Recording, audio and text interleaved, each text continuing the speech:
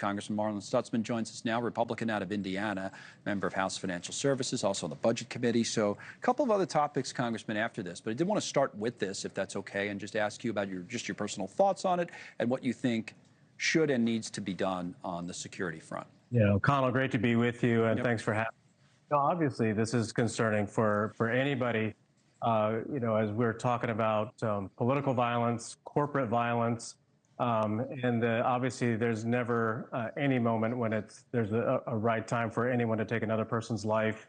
And obviously, tragic story out of New York. We're in the district this week. We're traveling around the district. Obviously, it's very different here than in other parts of the country, but at the same time, take it very seriously. We've got a good arrangement within our office to be sure that not only am I safe, but our staff is safe and that our constituents are safe whenever we're at a public event.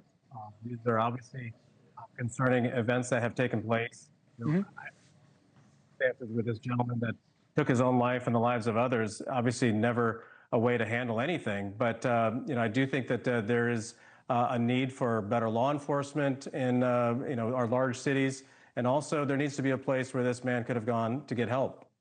Yeah, it's a wider discussion. It's all part of a larger discussion. I think you're right about all of that. The other kind of political topics I wanted to talk about, and this could come up if you're meeting with constituents on recess, include just the president's agenda, broadly speaking. So one way to do this is to talk about the so-called one big beautiful bill, right? So Republicans going out trying to kind of sell this. We saw the vice president trying to do that this week. I wonder what feedback you're hearing. I know on the polling, like we had this poll, I think we have the screen we can pop up. The other day we were talking about where the, it wasn't so hot, 50+%. It was over 50%, disapprove, 52% in opposition to the bill. And again, it's not just any bill. It's basically almost the president's entire agenda packed into one big bill, right? So how do you sell it?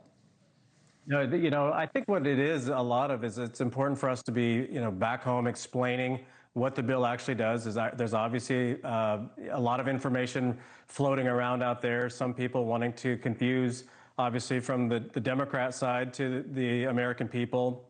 Of course, all of the talk about this is tax cuts for billionaires and, the corporate friends, but it's not. It just simply isn't. And, coming from Northeast Indiana, where we're a heavy manufacturing district, heavy agriculture, a lot of logistics, I've had a lot of great feedback regarding the big, beautiful bill because it keeps the tax rates current. There's no tax increase at the end of 2025. No tax on overtime, no tax on tips. Those are all great for hardworking Americans.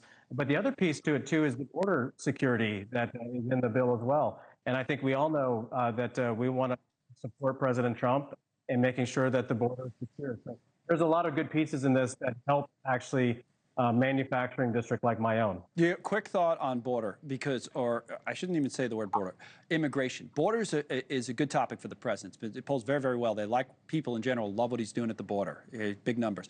Immigration more broadly, we've seen his numbers go down a little bit. Some theories out there, some think maybe was going a little bit too far, not doing more than he said he was going to do in terms of getting rid of the worst first and that kind of thing. You have something, I think you're a co-sponsor, it's a Dignity Act on immigration reform. Give us a brief summary, if you can, of what you want to do. Yeah, well, the border has to be secure. And I've always said that we need a high wall and a secure gate.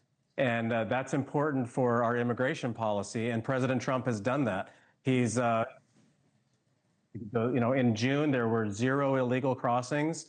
That's an amazing accomplishment, but employment is still at 4%, which is good. And so there are a lot of folks here in the United States that came here, whether they were legal and became visa overstay, whether they came here illegally, they're now working. And I think that there should be some sort of a work visa program that could be given to certain individuals that qualify. Again, this is very strict rules, and I think there has to be some level of a conversation where we, can consider that. President Trump floated that idea out in Iowa with farming, with the farmers, and there would be some sort of a sponsorship program. So I think that there's room for that. There should be a conversation around that. I think that people are going to see the American people are open to that concept. They don't want the criminals here. They don't want those who came here illegally trying to, milk the system.